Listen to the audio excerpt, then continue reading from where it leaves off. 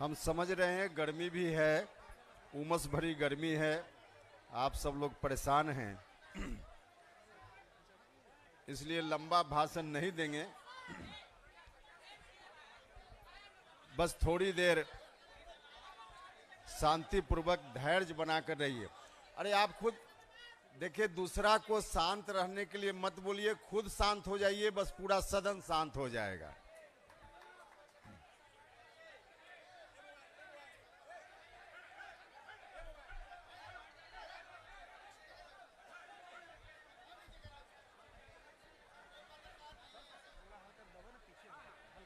अरे यहाँ बोलो नहीं यार।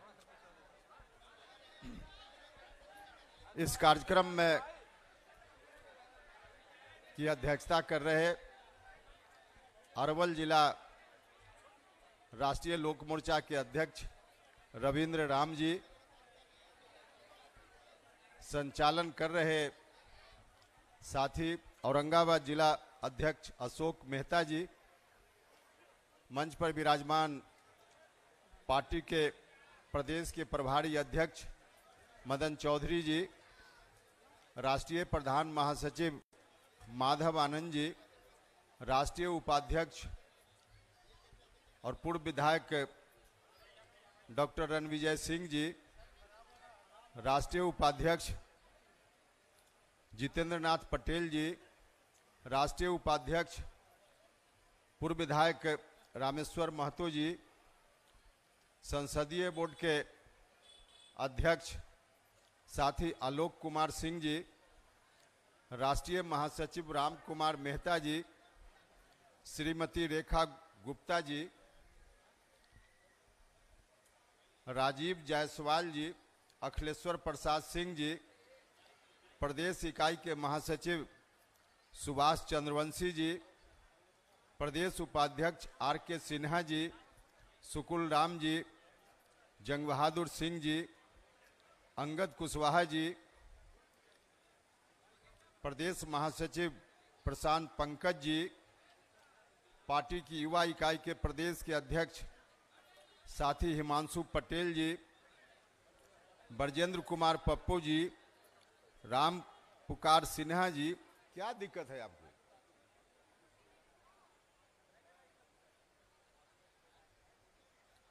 चंदन बागची जी, ठाकुर धर्मेंद्र सिंह जी, गया जिला के अध्यक्ष बंटी कुशवाहा जी, इस जिला के कार्यकारी अध्यक्ष जितेंद्र पासवान जी, जिलाध्यक्ष जहानाबाद पिंटू कुशवाहा जी, जिलाध्यक्ष शेखपुरा पप्पू राज मंडल जी, जिलाध्यक्ष नालंदा सोनू कुशवाहा जी, जिलाध्यक्ष रोहतास कपिल कुशवाहा जी, जिलाध्यक्ष लखीसराय विनोद कुशवाहा जी, जिलाध्यक्ष जमुई अरुण मंडल जी, जिलाध्यक्ष नवादा राजेंद्र प्रसाद जी, जिलाध्यक्ष बाढ़ पंकज सिंह जी, अरवल के साथी और पार्टी के प्रदेश के महासचिव पप्पू वर्मा जी, राष्ट्रीय युवा इकाई के महासचिव विकास कुमार जी, प्रदेश उपाध्यक्ष अजय कुशवाहा जी, चौधरी बसंत पटेल जी, रफ़ी अहमद खान साहब, विराट कुशवाहा जी, विनय कुशवाहा जी, भरत प्रसाद सिंह जी, उमाशंकर कुशवाहा जी, स्मृति कुमुद जी, अंजलि कुशवाहा जी, प्रमोद आनंद जी, खुर्शीद अहमद जी, संजीव राम जी, गोविंद कुशवाहा जी, योगेंद्र चौहान जी, लोकेश सिंह जी, दीपक वर्मा जी, रणधीर सिंह जी, भवेश कुशवाहा जी, रियाजुद्दीन बखो जी, अनंत गुप्ता जी, सफदर इमाम साहब, अनिल चंद्रवंशी जी,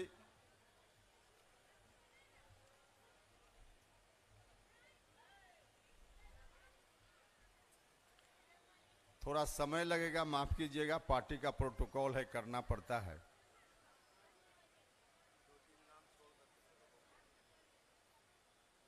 युवा साथी इंजीनियर आकाश दयाल जी, सविता कुमारी जी, डीके डाडेल जी, डॉक्टर राजेश कुशवाहा जी, प्रोफेसर गोपाल सरन जी, बब्बन सिंह जी, शक्ति चंद्रवंशी जी, संजीव अग्रवाल जी, पीयूष गुप्ता जी, रणधीर केसरी जी, विक्रमादित्य कुशवाहा जी, डॉक्टर उदय वर्मा जी, संजीव कुमार जी, कौशल यादव जी, धर्मेंद्र कुशवाहा जी, टिंकू कुशवाहा जी, अनिल मेहता जी, रवि किरण मेहता जी, सिंटू मेहता जी, नासिर खान साहब, सुपेंद्र मुखिया जी, नीतीश कुमार जी, राकेश कुशवाहा जी, कई महिला नेत्री जो अगल बगल के जिलों से आई हैं और इस कार्यक्रम की सफलता में उनका भी सौजन्य है। बेबी जी, प्रतिभा कुशवाहा जी, अंजलि कुशवाहा जी, अस्मिता जी, सविता कुमारी जी, रीता देवी जी, पूजा देवी जी, माधुरी पटेल जी,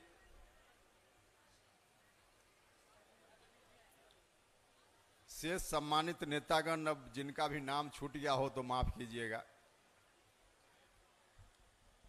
और आप सब इस भारी भीड़ के साथ उपस्थित सम्मानित अभिभावकगण, माताएं बहनों, भाइयों, मित्रों और मीडिया के बंधुओं, आपकी यह उपस्थिति देखकर वाकई हम सब लोगों का मन गदगद है।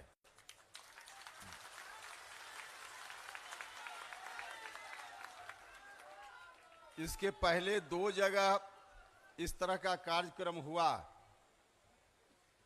शाहबाद के विक्रमगंज में और मुजफ्फरपुर में। वहां भी बहुत ही सफल कार्यक्रम हुआ। हम लोगों को लग रहा था कि अब मगध के इलाका में अगर वहां की रैली से थोड़ी 19 रैली हो जाए तो मैसेज अच्छा नहीं जाएगा।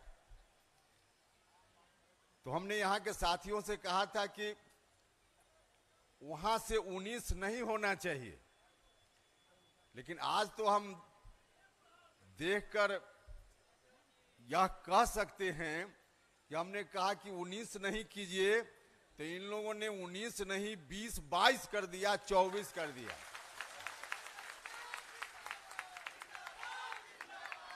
तो इस बात के लिए हृदय से आप सभी लोगों का बहुत बहुत बहुत धन्यवाद है। वाकई आप ही लोगों से ताकत मिलती है, आपका जो स्नेह प्यार मिलता रहता है, यही हमारी ताकत है। और इसी ताकत की बदौलत कहीं भी हम जूझ जाते हैं। कई लोग कहते रहते हैं कि आप इस तरह से कैसे हिम्मत जुटा लेते हैं। भैया, उपेंद्र कुशवाहा हिम्मत आपके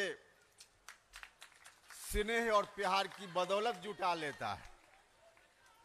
कई लोग यह भी कहते हैं कि नया नया मुद्दा अब बिहार और देश की राजनीति में लेकर आते हैं। कहां से ले आते हैं? तो मैंने उनसे कहा, जिन लोगों ने यह सवाल किया कि बिहार के लोगों का स्नेह प्यार और उपेंद्र कुशवाहा का मुद्दों के प्रति, जनता के प्रति जो कमिटमेंट है, यही दोनों जब एक साथ होता है तो नया मुद्दा स्वतः निकल जाता है। और यह बात बिल्कुल सही है। हम दावे के साथ कह सकते हैं कि जिस तरह से हमारी पार्टी ने समय समय पर नए मुद्दों को लाने का काम किया है, हम देश भर की बात न भी करें तो बिहार में अकेला राजनीतिक दल राष्ट्रीय लोक मोर्चा है जिस पार्टी को यह सौभाग्य प्राप्त होता रहा है। हमने उस वक्त भी कॉलेजियम सिस्टम की बात की थी जब हम भारत सरकार में मंत्री थे। मंत्री रहते हुए सदन के अंदर जब कॉलेजियम सिस्टम के खिलाफ बोलने के लिए हम खड़ा हुए तो हमारे अगल बगल के कई माननीय सांसदों ने टोका उस वक्त और कहा कि आप मंत्री हैं और इस तरह की बात यहां सदन में कर रहे हैं। हमने वहां भी ऑन रिकॉर्ड, जो पार्लियामेंट के रिकॉर्ड में लोकसभा में यह बात दर्ज है, हमने वहां भी कहा कि भैया हम मंत्री बाद में हैं, जिस जनता ने हमको चुनकर भेजा उसके प्रति जो हमारा कमिटमेंट है वह पहले है, इसलिए उसकी बात को हम करेंगे और आपकी भावना के अनुरूप हमेशा हम करते रहे हैं। कॉलेजियम सिस्टम की बात जब उस समय करते थे, आज जैसे परिसीमन की बात हम करने आए हैं, इसी तरह की स्थिति उस समय थी। परिसीमन के बारे में हम क्या कहना चाह रहे हैं बहुत लोगों को जानकारी नहीं है। कॉलेजियम सिस्टम की बात जब हमने शुरुआती दौर में उठाना शुरू किया था, उस वक्त भी बहुत लोगों को मालूम नहीं था कि क्या है कॉलेजियम सिस्टम। और आज तो हमको खुशी है कि हम सब लोगों के अभियान का परिणाम है, जब हम ही लोग या हमारी पार्टी सिर्फ कॉलेजियम सिस्टम के बारे में नहीं बोल रही है, अब तो भारत की महामहिम राष्ट्रपति जी कॉलेजियम सिस्टम के अंदर जो दुर्गुण है, जो त्रुटि है, उसके बारे में राष्ट्रपति जी भी बोल रही हैं। हम लोगों के अभियान का यह प्रतिफल है। और वाकई कॉलेजियम सिस्टम मैं आज भी कह सकता हूं कि हमारे संविधान के विपरीत व्यवस्था है। एक तरह से कहा जाए हिंदुस्तान के डेमोक्रेटिक हिस्ट्री में काला धब्बा की तरह है, कलंक की तरह है। जब तक उस कलंक को हम धोने में कामयाबी हासिल नहीं करेंगे, तब तक देश की जनता को, जो वंचित समाज के लोग हैं, उनको मुकम्मल न्याय नहीं मिल पाएगा, नहीं मिल पाएगा। इसलिए कॉलेजियम सिस्टम को बदलने का जो हमारा अभियान है वह आज भी जारी है। और कॉलेजियम सिस्टम होने के चलते आज भी चाहे किसी जात का कोई व्यक्ति हो, किसी धर्म का नौजवान पढ़ने में चाहे जितना भी तेज हो, अगर उसके परिवार की कहीं पहुंच नहीं, उसके परिवार के पास पैसा नहीं, और उसके परिवार में कोई उसका मामा, चाचा, दादा, कोई भी व्यक्ति अगर हाई कोर्ट और सुप्रीम कोर्ट में जज पहले नहीं बना हो, तो वह लाख कोशिश करे, वह कभी जज हाई कोर्ट और सुप्रीम कोर्ट में नहीं बन सकता है। समाज के वैसे तमाम जो वंचित लोग हैं, गरीब लोग हैं, किसी जाति धर्म के, उनके बच्चों के लिए जो पढ़ने में चाहे जितना तेज हो, हाई कोर्ट और सुप्रीम कोर्ट में जज बनने का दरवाजा बंद है। इसलिए हमने बार बार कहा है, और इस मंच से हम फिर कहना चाहते हैं कि इसके लिए वहां सब लोगों के लिए दरवाजा खुले। हम बिल्कुल यह नहीं करें कि कोई कॉम्पिटेंट है कि नहीं है, जात देखकर उसको जज बना दीजिए, हम बिल्कुल यह नहीं करें। हम तो सिर्फ इतना कह रहे हैं कि जिस तरह से कलेक्टर और एसपी की बहाली में खुली प्रतियोगिता परीक्षा होती है, उस परीक्षा में जो भी योग्य विद्यार्थी है बैठता है, कंपीट करता है, किसी जात का हो, किसी धर्म का हो, एसपी कलेक्टर बन जाता है। ठीक वही व्यवस्था सुप्रीम कोर्ट और हाई कोर्ट के जज बनने में कर दीजिए। खुली प्रतियोगिता हो जाए, सब कोई बैठेगा, जो पास करेगा, कंपीट करेगा, सुप्रीम कोर्ट और हाई कोर्ट में जज बन जाएगा। हम तो यही कह रहे हैं। और जब इस तरह की बात हम करते हैं तो लोग कहते हैं, कई लोग, कि आप ही सिर्फ इन चीजों को ज्यादा उठाते हैं। भैया यह बात सच है, उपेंद्र कुशवाहा इसलिए उठा पाता है कि उपेंद्र कुशवाहा को जेल जाने से डर नहीं है, और उपेंद्र कुशवाहा कोई बेल पर बाहर में नहीं घूम रहा है। जो लोग बेल पर बाहर में घूम रहे हैं, वह सुप्रीम कोर्ट और हाई कोर्ट की इस व्यवस्था के खिलाफ बोलने की हिम्मत नहीं जुटा सकता है, नहीं जुटा सकता है। तो इसलिए ऐसी बात हम करते रहें, और इसलिए हम आपसे कहना चाहते हैं, हम परिसीमन का विषय हमने उठाया है, इस पर बोलेंगे, लेकिन इसके पहले मैं आपको बताना चाहता हूं कि हमारी पार्टी को यह सौभाग्य प्राप्त है, जिन मुद्दों को उठाने का काम हम लोग आज भी कर रहे हैं, पहले भी हमने किया है। कोई दूसरा राजनीतिक दल या किसी दूसरे राजनीतिक दल का कोई नेता इन मुद्दों को उठाने का काम आज भी नहीं कर रहा है, आज भी नहीं कर रहा है। इसलिए आज की तारीख में राष्ट्रीय लोक मोर्चा की अहमियत को दुनिया की कोई ताकत नकार नहीं सकती है, अस्वीकार नहीं कर सकती है। अगर राष्ट्रीय लोक मोर्चा की उपस्थिति बिहार की राजनीति में नहीं हुई होती, पहले राष्ट्रीय लोक समता पार्टी के रूप में आपके स्नेह प्यार की बदौलत हमारी उपस्थिति हुआ करती थी। अगर वह उपस्थिति नहीं होती तो कॉलेजियम सिस्टम के खिलाफ कौन बोलता, परिसीमन पर कौन बोलता। सिर्फ और सिर्फ हमारी पार्टी की ओर से अपने एजेंडा में इस विषय को हमने शामिल करने का काम किया है। यदा कदा दूसरे राजनीतिक दल के लोग अगर बोल भी देते हैं तो व्यक्तिगत कैपेसिटी में बोलते हैं, कल होकर जरूरत पड़ेगी तो पार्टी के लोग कह देंगे यह तो उनकी व्यक्तिगत राय है। लेकिन हमारी पार्टी में यह व्यक्तिगत राय नहीं है, हमारी पार्टी का बाकायदा जो एजेंडा है उस एजेंडा में शामिल है यह विषय। और आज की तारीख में सिर्फ और सिर्फ राष्ट्रीय लोक मोर्चा है जिसके एजेंडा में यह सारा विषय शामिल है। इसलिए आप सब लोगों से आग्रह करते हैं कि ताकत दीजिए हमारी पार्टी को ताकत दीजिएगा। विधानसभा का चुनाव आ रहा है, विधानसभा के चुनाव में जितनी ताकत दीजिएगा उतनी मजबूती से बिहार की राजनीति में हम हस्तक्षेप करेंगे और इन सवालों को लेकर वहां जूझने का काम हम करेंगे। इसलिए आप सब लोगों से आग्रह है कि सब लोग मिलकर ताकत देने का काम कीजिए। भाइयों और मित्रों, हमने अपनी पार्टी के एजेंडा में कॉलेजियम के साथ और भी कई विषय को जोड़ने का काम किया है। अभी वाल्मीकि नगर में हमारा शिविर हुआ था, उस शिविर में हमने कई मुद्दों को लेने का काम किया।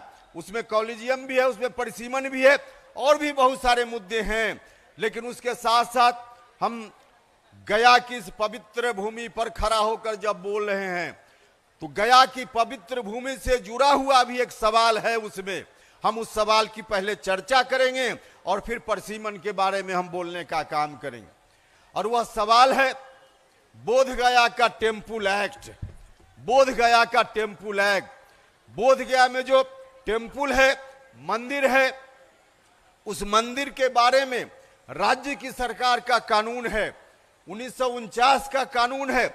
उस कानून के अनुसार बोधगया टेम्पल में जो प्रबंधन समिति है, उस वक्त जब कानून बना कांग्रेसी राज में, उस कानून में यह बात लिखी गई कि उस टेम्पल में 4 लोग हिंदू धर्म के होंगे मेंबर, 4 लोग बौद्ध धर्म के मेंबर होंगे और गया जिला का कलेक्टर अगर हिंदू है तो वह उस कमेटी का अध्यक्ष होगा।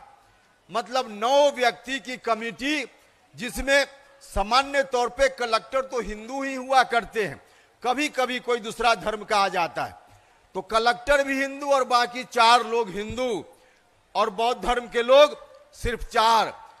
तो अल्पमत में बौद्ध धर्म के लोग उस कमेटी में, बाद में चलकर 2013 में उस एक्ट में संशोधन हुआ और उस संशोधन के हिसाब से यह कहा गया कि गया का कलेक्टर हिंदू नहीं भी हो, किसी भी धर्म का हो, तो भी वह अध्यक्ष बन जाएगा। तो इस संशोधन के बाद भी कलेक्टर सामान्य तौर पे हिंदू ही होते हैं, यह सब लोगों को मालूम है। तो आज भी उस कमेटी में जो हिंदू भाई हैं उनका बहुमत है, जो सनातनी भाई हैं उनका बहुमत है। मैं भी हिंदू हूं, हम कोई बौद्ध धर्म को नहीं मानने वाले हैं, हमने बौद्ध धर्म से व्यक्तिगत रूप से दीक्षा नहीं ली है, हम भी हिंदू हैं।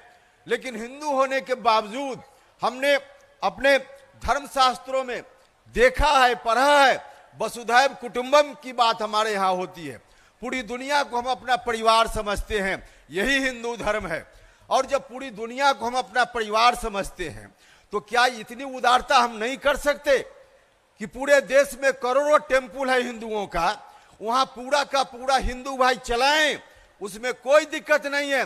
लेकिन जहां करोड़ों आपके जिम्मे है, एक जो बौद्ध लोगों का टेम्पल है उसको बौद्ध धर्म के लोगों को मुकम्मल सौंपने का काम हम नहीं कर सकते, हमको करना चाहिए। हम हाथ जोड़कर कहना चाहते, जो सनातनी भाई हैं उनसे हाथ जोड़कर आग्रह करना चाहते, कोई टकराव की बात हम नहीं करना चाहते। हम कहना चाहते हैं कि उदारता, इतनी उदारता का परिचय तो हम लोगों को देना ही चाहिए।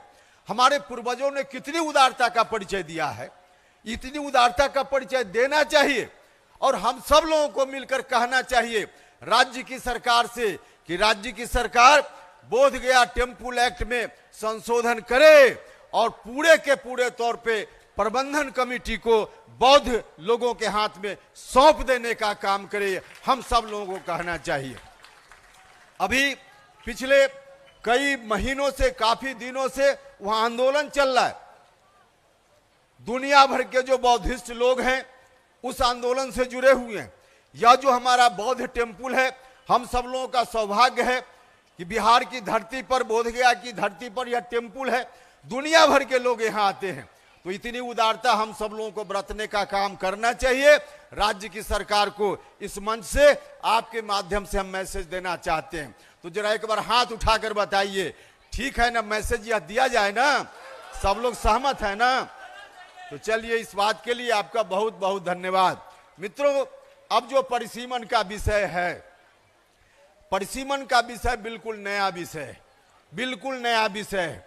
और इसलिए नया विषय है कि जो संविधान हमारा बना आजादी के समय, उस संविधान में यह बात लिखी गई कि हर 10 साल पर जनगणना होगी देश में, और उस जनगणना के बाद जो आबादी का आंकड़ा आएगा, उस आंकड़ा के आधार पे लोकसभा क्षेत्र की संख्या देश में और विभिन्न राज्यों में विधानसभा क्षेत्रों की संख्या का निर्धारण होगा। और इस संविधान की इस व्यवस्था के हिसाब से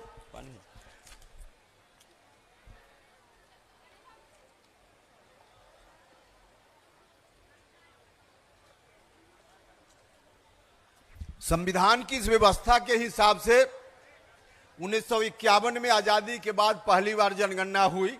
उस जनगणना के आधार पे परिसीमन का काम हुआ, निर्धारण का काम हुआ। तो पहली बार जो लोकसभा क्षेत्रों की संख्या, जरा गौर से सुनिएगा, लोकसभा क्षेत्रों की संख्या उस समय 494 उस वक्त संख्या तय की गई। 1951 की जनगणना के बाद जो पहला चुनाव हुआ, बाद में 61 में दूसरी जनगणना हुई 10 साल के बाद, उस समय 522 लोकसभा क्षेत्रों की संख्या तय हुई। और फिर 1971 में 543 की संख्या तय हुई। तो 3 बार परिसीमन हुआ संविधान की व्यवस्था के हिसाब से, और तीनों बार संख्या बढ़ी। लेकिन 1971 के बाद जो 81 में जनगणना होकर फिर से परिसीमन का काम होता, उसके पहले ही इमरजेंसी का वह दौर आया। 50 साल अभी इमरजेंसी का कुछ दिन पहले पूरा हुआ, अभी 4 दिन पहले। और देश भर में काला दिवस के रूप में उस दिवस को मनाने का काम हम सब लोगों ने किया है। वही इमरजेंसी, जिस इमरजेंसी में कांग्रेस के लोगों ने देश पर इस तरह की व्यवस्था सौंप दी, थोप दी कि जो भी प्रजातांत्रिक नॉर्म्स से वो सारे के सारे सीज कर दिए गए। मौलिक अधिकार जो जनता को प्राप्त है संविधान के हिसाब से, सबको समाप्त कर दिया गया। तानाशाही व्यवस्था चल पड़ी। और उसी समय 1976 में जो परिसीमन का एक्ट, जिस एक्ट के कारण हर 10 साल पर जनगणना के बाद सीटों की संख्या बढ़ रही थी, 1976 में उस एक्ट में भी संशोधन कर दिया गया। और संशोधन करके उसी समय से रोक लगा दी गई कि अब परिसीमन नहीं होगा। पहली बार कहा गया 1976 में कि 25 वर्षों के लिए परिसीमन नहीं होगा। फिर जब 25 साल पूरा हुआ तो फिर कहा गया कि अगले 25 साल के लिए परिसीमन नहीं होगा। मतलब कुल मिलाजुलाकर 50 वर्षों से परिसीमन का काम बंद है। अब 50वां वर्ष अब पूरा होने वाला है अगले साल 2026 में। 2026 में फिर से इस बात की कोशिश हो गई है। भाई और मित्रों, अभी जो व्यवस्था है 2026 तक रोक है।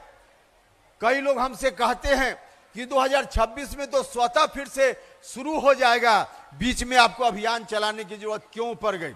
भाई और मित्रों, मैं बताना चाहता हूं, यह बात ठीक है, यह अभी तक जो रोक है वह 2026 तक है। 2026 के बाद जो जनगणना होगी, उस जनगणना के बाद निश्चित रूप से संविधान कहता है कि परिसीमन होगा। लेकिन जिन ताकतों ने पहली बार 1976 में भारत की सरकार को बाध्य किया कि परिसीमन को रोकिए, उस तरह की ताकत फिर से सक्रिय हो गई है। दक्षिण के कुछ राज्य हैं, अभी जो लोकसभा राज्यसभा का सत्र चल रहा था, हर दिन उन राज्यों के मेंबर पार्लियामेंट चाहे किसी पार्टी के हों, परिसीमन आगे नहीं हो, भारत की सरकार इस तरह का निर्णय फिर से ले ले ताकि परिसीमन का काम आगे भी बंद रहे। हर दिन उन लोगों ने मुद्दा बनाने का काम किया। कई राज्य हैं दक्षिण के, उन लोगों ने आपस में मिलकर एक प्लेटफॉर्म बना लिया है तो विरोध करने वाले लोग देश में जो चाहते हैं कि परिसीमन न हो, सक्रिय हो गए हैं।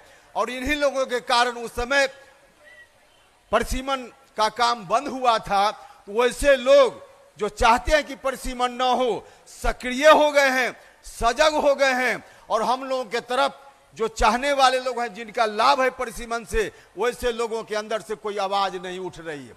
अगर आज भी हम लोग चुप रह गए तो इसका नतीजा होगा कि दक्षिण के राज्य अपनी बात को कह करके, अपनी आवाज को बुलंद कर करके, संभव है कि फिर से भारत सरकार पर अनावश्यक दबाव बना करके परिसीमन के काम को जो रुका हुआ है आगे भी रोकने के लिए बाध्य कर सकते हैं। इसलिए आवश्यकता इस बात की है कि देश में परिसीमन के खिलाफ जो आवाज उठ रही है, उस आवाज को काउंटर करना पड़ेगा। और काउंटर करने के लिए उपेंद्र कुशवाहा ने मोर्चा संभालने का काम किया है, मोर्चा संभालने का काम किया है। भाई और मित्रों, परिसीमन अगर हो, अभी जो 2011 की जनगणना हुई है, उस जनगणना के आधार पे, हालांकि अब तो अगले 2027 में जनगणना होगी और उस जनगणना के बाद परिसीमन होना है, तो उस समय तो और स्थिति दूसरी होगी। लेकिन 2011 की जनगणना के आधार पर ही अगर परिसीमन हुआ रहता तो आज बिहार में जो लोकसभा क्षेत्र की संख्या सिर्फ 40 है, उसकी जगह 60 की संख्या हो सकती थी, 60 की संख्या हो सकती थी। लेकिन नहीं हो पा रहा है। न सिर्फ बिहार, बल्कि बिहार के अगल बगल के जो दूसरे राज्य हैं, उन राज्यों का भी नुकसान हो रहा है, भारी नुकसान हो रहा है। हमारे 60 लोग अगर लोकसभा में जाकर के अपनी आवाज को बुलंद करें तो 40 लोगों के मुकाबले अपनी बात को, बिहार के हक हकूक को ज्यादा मजबूती से उठाने का काम लोग वहां कर सकते हैं। लेकिन 60 होना चाहिए कम से कम, और उसकी जगह 40 लोग ही अभी जा रहे हैं। निश्चित रूप से हमारी हकमारी हो रही। अपने हक के लिए जितनी मजबूती से हम आवाज उठा सकते थे, हम आवाज नहीं उठा पा रहे, नहीं उठा पा रहे। इसलिए परिसीमन जरूरी है, हम चाहते हैं। और परिसीमन जरूरी है तो यह संविधान में जो हक मिला है, उस हक की हम मांग करते हैं, उस हक की हम मांग करते हैं। इसलिए हम आए हैं आपसे बताने के लिए, अगर क्षेत्रों की संख्या बढ़ेगी, 40 की जगह मान लिया जाए थोड़ी देर के लिए, अभी ही 60 अगर संख्या होती है तो सिर्फ सामान्य सीटों की संख्या नहीं बढ़ेगी। जो अनुसूचित जाति के लोग हैं, अनुसूचित जनजाति के लोग हैं, उनके लिए जो रिजर्व क्षेत्र है उसकी संख्या भी बढ़ जाएगी। अब महिलाओं के लिए व्यवस्था हो गई है, जो अगला चुनाव होगा लोकसभा का, उस वक्त तक महिलाओं के लिए भी आरक्षण की व्यवस्था अब की जा रही है। संविधान में संशोधन हो गया है। उस हिसाब से अगर सीटों की संख्या बढ़ेगी तो महिलाओं के लिए आरक्षित सीटों की संख्या भी निश्चित रूप से बढ़ जाएगी। तो महिलाओं का भी नुकसान हो रहा है, अनुसूचित जाति का नुकसान हो रहा है, अनुसूचित जनजाति का नुकसान हो रहा है, और सामान्य वर्ग का भी नुकसान हो रहा है। हर तरह से नुकसान हो रहा है। इसलिए हम चाहते हैं कि परिसीमन का काम हो। दक्षिण के लोग जो रुकावट डालना चाहते हैं, उनकी ओर से तर्क दिया जाता है। यह भी हम 2 मिनट में बताना चाहते हैं, आपको जानना चाहिए। उनकी ओर से तर्क दिया जाता है कि क्योंकि आबादी के आधार पर परिसीमन होना है, और आबादी, दक्षिण के राज्यों का कहना है कि हमने अपनी आबादी नहीं बढ़ाई, हमने भारत सरकार की जो घोषित नीति है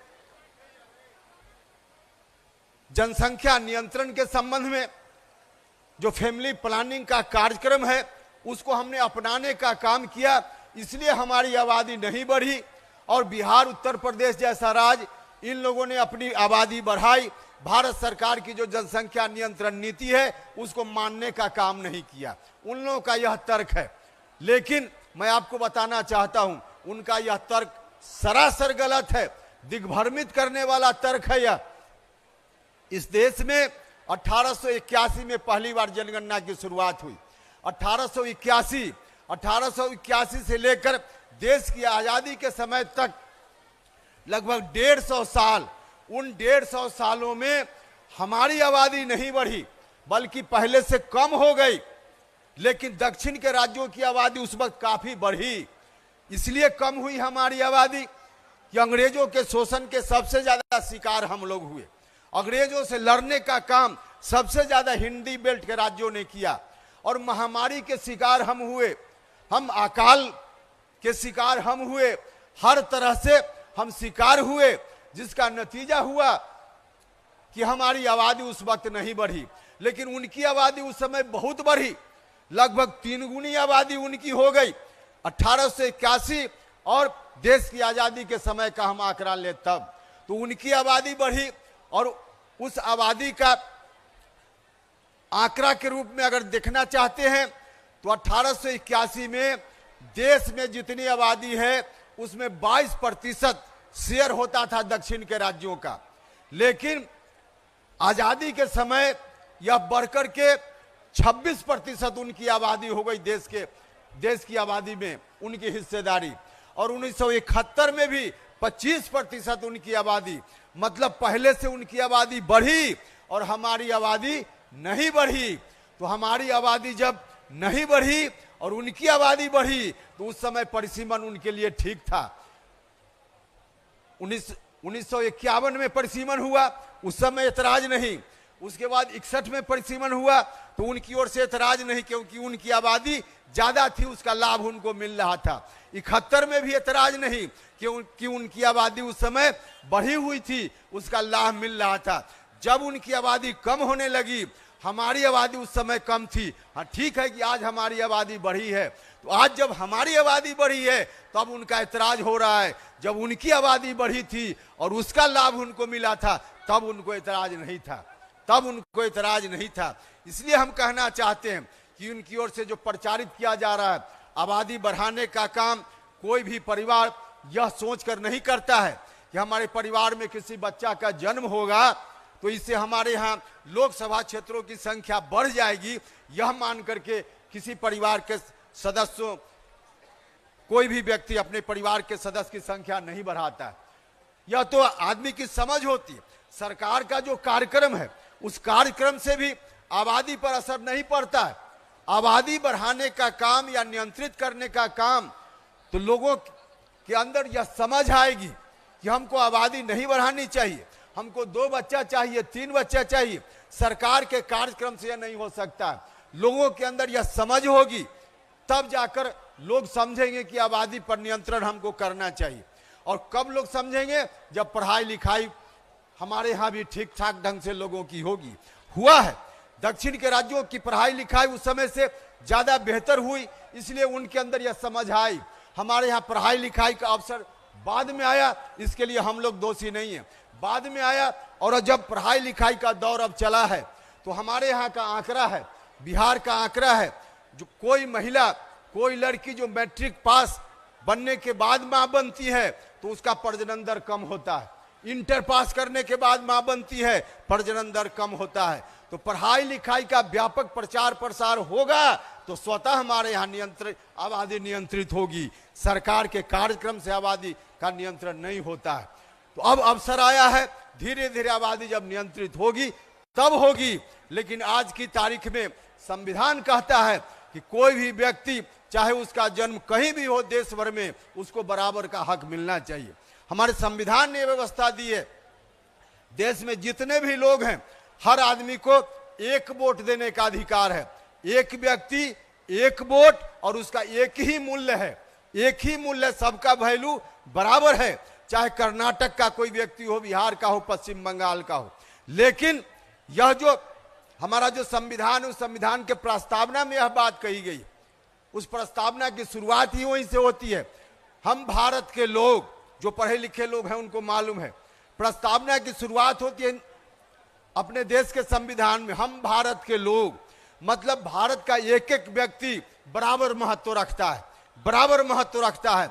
लेकिन अभी जो परिसीमन की व्यवस्था है, अभी जो स्थिति चल रही है, परिसीमन नहीं होने के कारण यह मूल्य बराबर नहीं है, मूल्य बराबर नहीं है। इसलिए कि दक्षिण के जो राज्य हैं उनके यहाँ सिर्फ 21 लाख लोग मिलकर एक एमपी चुनकर भेजते हैं, और हमारा जो इलाका है बिहार, उत्तर प्रदेश इत्यादि, यहाँ लगभग औसतन 31 लाख लोग मिलकर एक एमपी चुनते हैं। तो कहीं का 21 लाख और कहीं का 31 लाख आज बराबर है। यह नहीं हो सकता है। सबका मूल्य बराबर होना चाहिए, सबका मूल्य बराबर होना चाहिए, सबका मूल्य बराबर हो, यह हक हमको संविधान देता है, लेकिन इस हक से हमको वंचित किया जा रहा है। बिहार के साथ जो है अन्याय हो रहा है, इस अन्याय को बर्दाश्त करने का काम हम लोग नहीं करेंगे। किसी भी सूरत में हम लोग अन्याय को बर्दाश्त करने का काम नहीं करेंगे।